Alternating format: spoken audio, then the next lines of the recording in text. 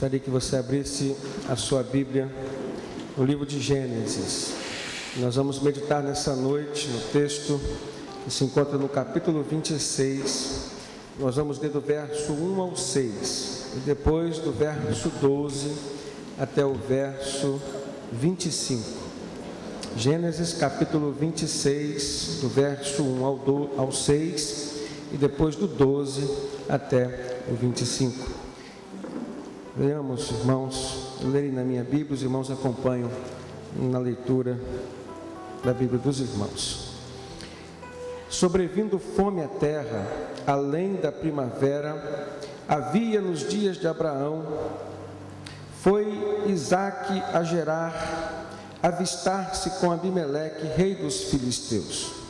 Apareceu-lhe o Senhor e disse: não desças ao Egito, fica na terra que eu te disser, habita nela e serei contigo e te abençoarei, porque a ti e à tua descendência darei todas as terras e confirmarei o juramento que fiz a Abraão teu pai.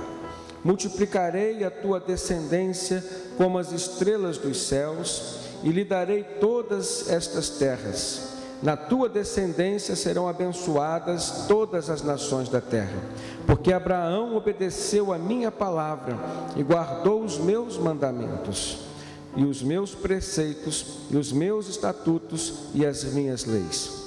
Isaque, pois, ficou em Gerar. Verso 12: semeou Isaque naquela terra, e no mesmo ano recolheu 100 por um, porque o Senhor o abençoava. E enriqueceu-se o homem, prosperou, ficou riquíssimo, possuía ovelhas e bois e grande número de servos, de maneira que os filisteus lhe tinham inveja. E por isso lhe entulharam todos os poços que os servos de seu pai haviam cavado nos dias de Abraão, enchendo-os de terra. E disse Abimeleque a Isaque: aparta-te de nós, porque já és muito mais poderoso do que nós. E então Isaque saiu dali e se acampou no vale de Gerar, onde habitou. E tornou Isaque a abrir os poços que se cavaram nos dias de Abraão, seu pai, porque os filisteus os haviam entulhado depois da morte de Abraão, e lhes deu os mesmos nomes que já seu pai lhes havia posto. E cavaram os servos de Isaque no vale e acharam um poço de água nascente. Mas os pastores de Gerar contenderam com os pastores de Isaque, dizendo: esta água é nossa. Por isso chamou o poço de Ezeque, porque contenderam com ele. E então cavaram outro poço, e também por causa desse contenderam. Por isso recebeu o nome de Sitna. E partindo dali, cavou ainda outro poço, e como por esse não contenderam, chamou-lhe Reobote, e disse: porque agora nos deu lugar o Senhor, e prosperaremos na terra. Dali subiu para Berseba. Na mesma noite lhe apareceu o Senhor e disse: eu sou o Deus de Abraão teu pai, não temas, porque eu sou contigo, abençoar-te-ei, e multiplicarei a tua descendência por amor de Abraão, meu servo. Então levantou ali um altar, e tendo invocado o nome do Senhor, armou a sua tenda, e os servos de Isaque abriram ali também um poço. Amém, queridos? Amados, neste texto nós lemos mais uma faceta da história do relacionamento de Deus com o seu povo. Povo que ele começara a partir de Abraão e dera continuidade à sua história, ao seu relacionamento através de Isaque, que talvez seja a personagem principal nesse trecho da história do povo de Israel. Nesse momento, nós percebemos que havia uma crise. Diz o texto que sobrevindo fome à terra, além da primeira que havia nos dias de Abraão, foi Isaque para Gerar, uma cidade, um lugarejo, e ele foi encontrar-se ali com o rei Abimeleque, que era o rei dos filisteus. Eu gostaria de ressaltar para os irmãos que haviam alguns povos ali ao redor da terra de Canaã, que eram inimigos do povo de Deus. Os filisteus não eram considerados parte do povo de Deus. Eles tinham deuses pagãos. Eles eram um povo que tinha uma cultura e uma religiosidade que não agradava ao Deus Yahvé, ao Deus verdadeiro. Mas houve um momento na vida de Isaac que ele teve que enfrentar uma crise semelhante à que o seu pai enfrentou. E o tema da mensagem nessa noite, irmãos, é lidando face a face com as crises. Nós entendemos que as crises, elas pertencem a este mundo. Tanto os cristãos como os não cristãos estão sujeitos a passar por crises. Alguns passam por crises mais fortes, outros por algumas crises mais leves, mas nós entendemos que todos nós já experimentamos em algum momento da nossa vida algum tipo de crise. Às vezes uma crise familiar, no âmbito do relacionamento entre pais e filhos, ou entre maridos e esposas. Às vezes uma crise no âmbito financeiro, quando o chefe de família às vezes experimenta um momento de desemprego, de desestabilidade ou de instabilidade econômica para o sustento do lar. E nós entendemos que este é um ponto nevrálgico no relacionamento familiar, porque mexe com as estruturas, com a sustentabilidade da família. Às vezes as crises, elas também se concentram no campo emocional. Quando nós, às vezes, passamos por momentos em que não estamos bem entendendo aquilo que está acontecendo conosco, às vezes passamos por algum tipo de opressão, às vezes chegamos à beira da depressão, e mesmo tendo algum relacionamento com Deus, nós às vezes enfrentamos crises desse tipo. Mas a crise que Isaac enfrentou foi uma crise um tanto quanto diferente. Era uma crise que mexia com todos os campos da sua vida, uma crise que mexia com a sua fé, uma crise que mexia com o seu sustento familiar. Ele estava diante de um quadro de sequidão e o seu rebanho não tinha mais o que beber. Ele estava diante de um quadro de falta do que comer. Ele estava diante de um quadro em que até as terras vizinhas, que não pertenciam a ele, que tinha a promessa de Deus, essas terras tinham o que comer, tinham um lugar para plantar, e ele, como o filho da promessa, estava enfrentando aquela dificuldade. Eu queria que os irmãos pensassem sobre dois aspectos da crise. O primeiro deles é que a crise às vezes nos faz movimentar-nos. Às vezes ela faz com que a gente tenha que mudar de atitude. Às vezes temos que mudar de comportamento, buscarmos uma direção. A crise nos tira às vezes da acomodação. E esse é um aspecto positivo da crise. E eu gostaria que os irmãos também refletissem acerca das promessas de Deus. Porque Isaac tinha as promessas do Senhor, promessas que Deus fez a Abraão, e no texto nós lemos a disposição de Deus de cumprir essas promessas. Mas, irmãos, as promessas na vida do crente às vezes têm um aspecto negativo. As promessas causam uma acomodação.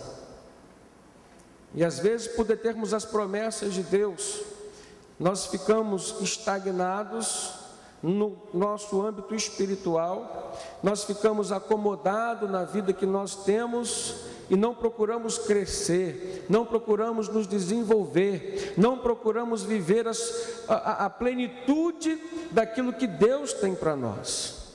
Então, ao mesmo tempo que a crise nos incomoda, ao mesmo tempo que a crise ela nos faz até mesmo pensar acerca da nossa fé, se realmente estamos debaixo ou não das promessas de Deus, a crise tem um aspecto positivo, porque ela causa mudança na nossa vida, ela faz com que a gente se mova, com que a gente procure a direção de Deus.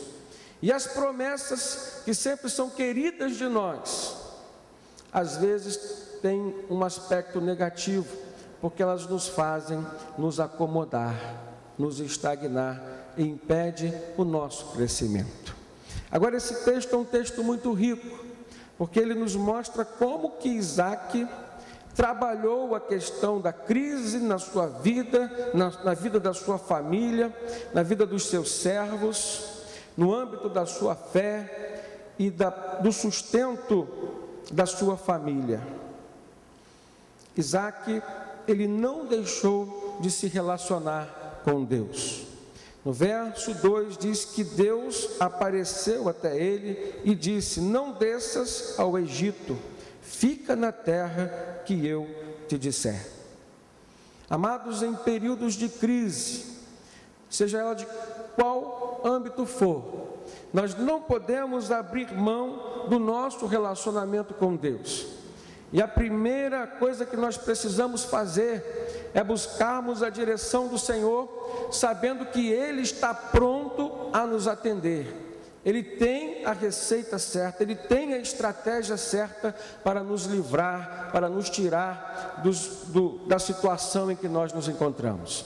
Às vezes a crise é o mecanismo que Deus encontrou para nos locomover, para nos fazer crescer, para tirar-nos de um lugar ou de uma circunstância ou de um estado de vida que Ele não quer que nós continuemos. E Isaac procurou manter o seu relacionamento com o seu Senhor. E Deus apareceu a ele, Deus falou com ele e deu direção para a sua vida. Ele diz: habita na terra que eu vou te apontar. Eu serei contigo e eu te abençoarei. Talvez Isaac naquele momento tivesse sentido o direito de questionar Deus. Mas como que o Senhor está me prometendo me abençoar, se eu estou na terra que o Senhor deu ao meu pai e eu estou passando por essas dificuldades aqui? Pare e pensa se às vezes nós não fazemos isso. Nós questionamos, nós até mesmo duvidamos, irmãos, daquilo que Deus está apontando para nós. Mas o fato é que se Isaac não tivesse feito aquilo que Deus disse para ele fazer, ele não encontraria a solução para o seu problema. Quando Deus disse para ele: não desças ao Egito, eu gostaria de refletir com os irmãos sobre o significado do Egito para Isaac naquele momento em que ele estava passando. O Egito representava um contato com uma religiosidade falsa. O Egito representava o contato com uma cultura pagã. O Egito representava o contato com as coisas que Deus já havia rejeitado. E às vezes, irmãos, aquilo que Deus rejeitou tem se apresentado para nós como uma das portas para sairmos das crises pelas quais estamos passando. Mas nós precisamos ter o discernimento dado pelo Espírito Santo, de que a verdadeira porta é o Senhor quem nos vai apontar, é Deus quem vai abrir para nós. E Deus abriu uma porta para Isaac na terra de Gerar. Deus, antes de determinar a Isaac para ele ficar por ali, Deus o lembrou das promessas que ele havia feito ao seu pai, como quem dizia: ainda não chegou o momento de você viver a plenitude daquilo que eu te prometi. A segunda lição que nós tiramos desse texto, irmãos, é que as promessas de Deus, muito embora elas cheguem a nós de uma forma inteira, nem sempre ela vai se cumprir de uma vez só. Às vezes as promessas do Senhor vêm progressivamente, na medida do nosso preparo para recebê-las. E Isaac tinha que passar por aquela crise para que ele pudesse se moldar, para que ele pudesse se preparar espiritualmente para viver a plenitude das promessas de Deus para ele. E assim, irmãos, acontece conosco. Nós somos detentores da promessa de Deus, Somos os filhos de Abraão, somos descendentes espirituais de Abraão, somos o Israel espiritual de Deus hoje. Mas nós precisamos entender que as promessas do Senhor para nós, elas se cumprirão na medida em que nós caminharmos na direção que o Senhor tem nos apontado. Amém? E Deus tem apontado direção. A terceira lição que nós tiramos desse texto é que nós precisamos ouvir e entender e obedecer a voz do Senhor. Isaac, por mais razões que ele tivesse para questionar, para refletir sobre aquela posição e direção que Deus estava dando para ele, mediante o momento em que ele ouviu a voz do Senhor, ele creu e ele obedeceu. Passou por dificuldades, não foi fácil ficar na terra de Gerar. Naquela terra, irmãos, ele teve que relembrar momentos tristes na vida do seu pai. Naquela terra, ele lembrou da opressão que ele viveu juntamente com os seus pais, com relação ao que os inimigos dos seus pais fizeram com ele e com sua família. Diz-nos o texto que Abraão abria os poços para dar água para os seus rebanhos, para o sustento da sua família, para irrigar as lavouras, e os inimigos, os filisteus, vinham e entulhavam os poços. Agora vamos pensar numa dinâmica espiritual. A nível espiritual, quantas vezes nós percebemos que os nossos inimigos vêm e entulham os nossos poços, ou seja, as nossas fontes de inspiração, de sustento espiritual, nossas fontes de alegria? Quantas e quantas vezes? Estar na terra de Gerar não foi fácil para Isaac, mas ali Deus fez Isaac prosperar. O verso 12 diz que Isaac semeou naquela terra, e no mesmo ano ele recolheu 100 por 1, porque o Senhor o abençoava. Enriqueceu-se aquele homem, prosperou, ficou riquíssimo, possuía ovelhas e bois e grande número de servos, de maneira que os filisteus lhe tinham inveja. Amados, a obra que Deus faz na nossa vida é para causar inveja naqueles que não têm relacionamento com Deus. Nós precisamos estar atentos a esta questão. A prosperidade que Deus traz aos seus servos, ao mesmo tempo que na vontade de Deus é para servir de exemplo, é para demonstrar que Ele é um abençoador, à vista daqueles que não têm discernimento espiritual, daqueles que não estão conectados espiritualmente com Deus, a nossa prosperidade causa-lhes inveja. E a obra do maligno, ela tende a aumentar esse sentimento de forma a ir contra aquilo que Deus está querendo produzir a partir de nós. O Senhor Jesus disse: o ladrão vem para matar, roubar e destruir, mas eu vim para que tenham vida e vida com abundância.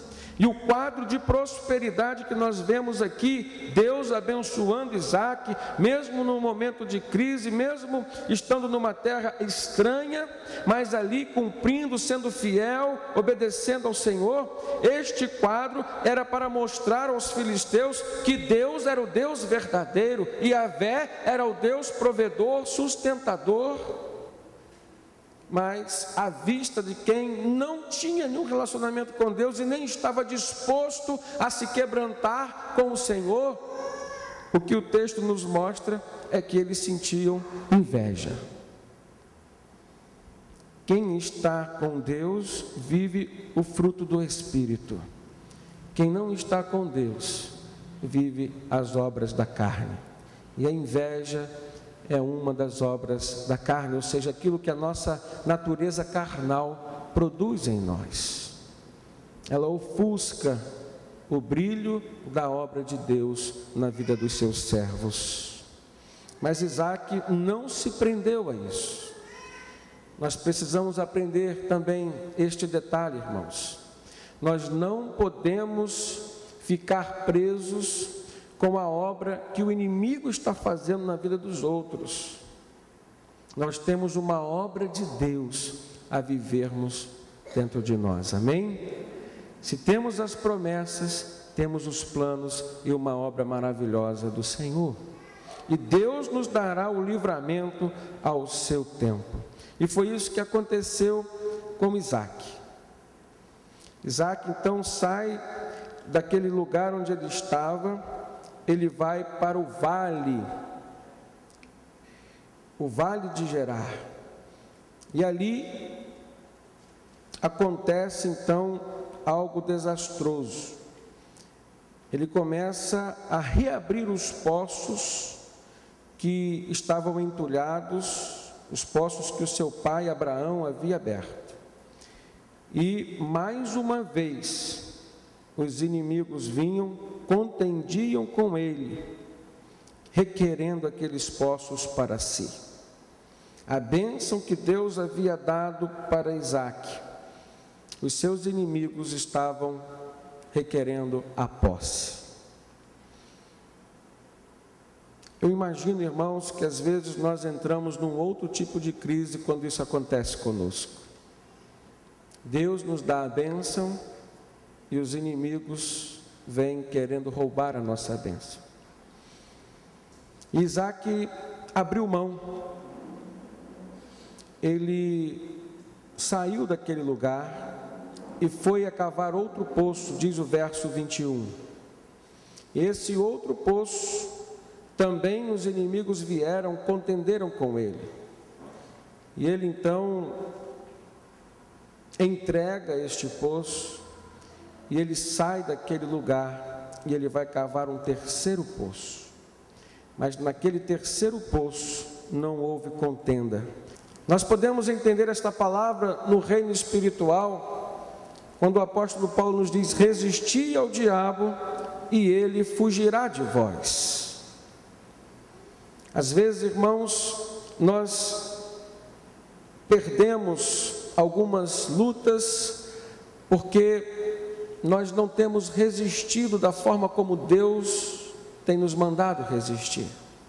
Nós não temos buscado a orientação do Senhor.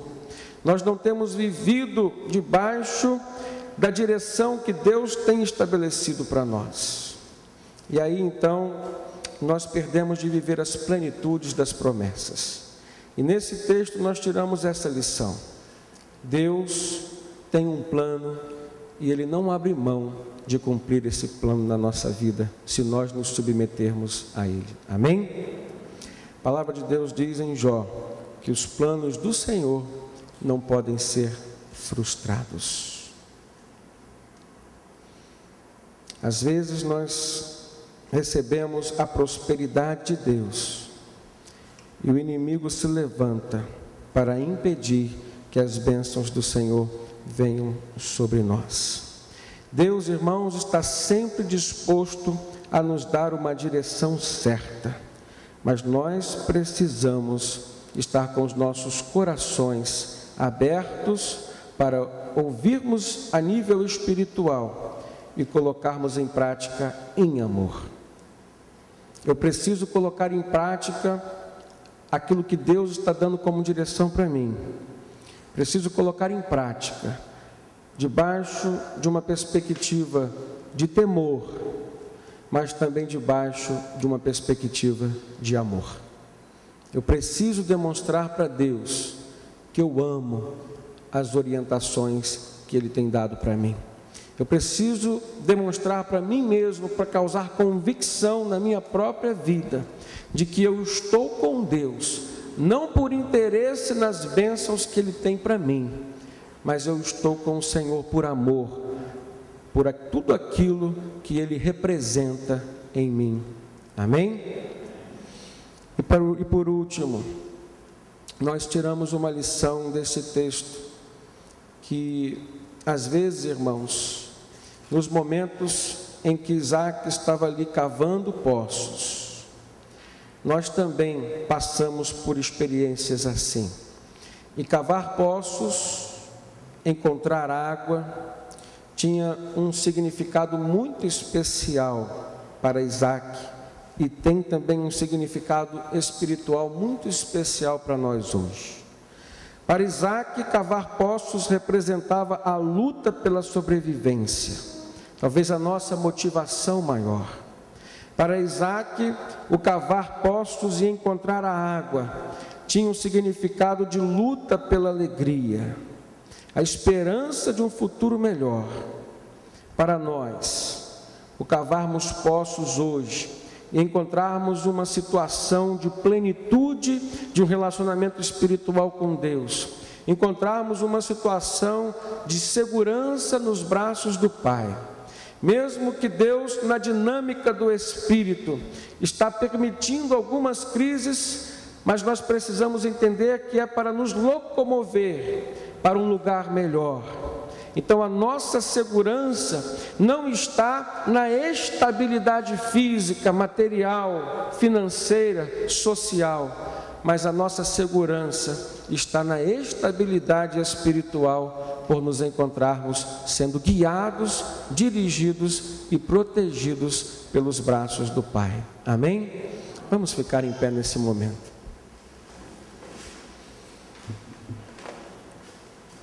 O cavar poços hoje traz para nós um entendimento de que nós precisamos confirmar a fé de que Deus está no controle de toda a situação. Foi por isso que Isaac foi vitorioso naquela experiência de vida. E eu tenho certeza, meu amado irmão, que você pode e será vitorioso nessa experiência de vida pela qual você está passando. Não há crise que possa vencer ou superar o poder de Deus agindo na sua vida. Deus tem muito mais para fazer por nós. Deus tem muito mais para nos dar do que as crises têm para nos tirar. E Deus vai agir com o braço forte. Nesse texto, mais uma vez, o Senhor vira para um servo dele e diz: não temas, porque eu sou contigo. Esta palavra existe 365 vezes na Bíblia. Nós poderíamos dizer uma vez para cada dia do ano em que nós estamos vivendo. A todos os dias, nós podemos nos acordar, nos levantar e ouvirmos de Deus uma palavra como essa: não temas, porque eu sou contigo. Que Deus nos abençoe. Eu gostaria de te convidar para orar nesse momento. Gostaria de pedir a você que refletisse, talvez, sobre a situação na qual você está vivendo, na qual você está inserido. Seja ela uma situação de crise ou não, mas esteja nessa hora submisso à vontade e à voz do Senhor. Feche seus olhos e abaixe a sua cabeça nessa hora. Pai, nós queremos te pedir, Senhor, que o mover do Teu Santo Espírito, Deus, seja o direcionador das nossas vidas. Se o Senhor deseja nos locomover, Senhor, deseja, Pai, fazer com que nós saiamos da condição em que nós estamos, Deus. Nós queremos dizer que os nossos ouvidos estão abertos para te ouvir. Pai, não importa, Deus, a circunstância, a situação que nós estejamos vivendo, Deus. Nós queremos te servir, nós queremos demonstrar o nosso amor por ti. Nesta hora, Deus, nós clamamos pela tua direção. Queremos ouvir tua voz, Deus. Pai, nós carecemos do Senhor. Leva-nos, Deus, para os nossos lares, com a certeza, Pai, de que a tua mão direcionadora e protetora está sobre nós. Nós te louvamos, nós te adoramos porque te amamos, Deus, por aquilo que tu representas em nós. Nós te agradecemos por tudo, em nome de Jesus. Amém.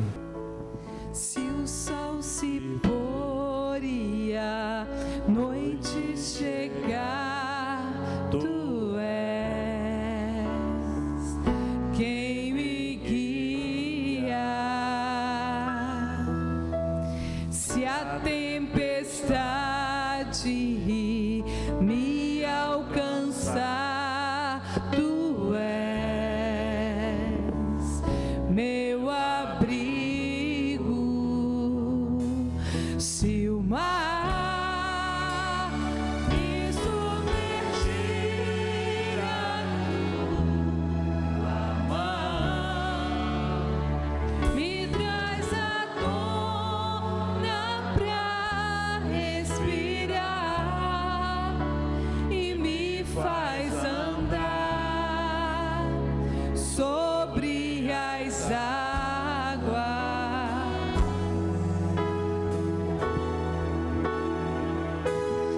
Tu és o Deus da minha salvação.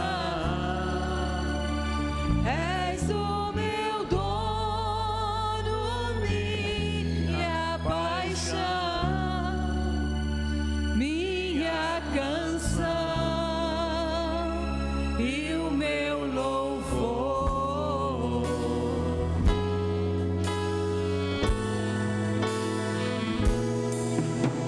Se o sol se pôr e a noite chegar, tu és quem me guia. Se a tempestade me alcançar, tu és meu abrigo. Se o mar me submergir, a tua mão me traz à tona pra respirar e me faz andar sobre as águas.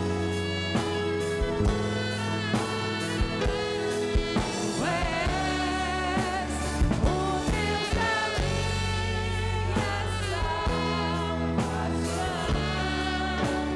És o meu dono, minha canção, minha canção e o meu louvor.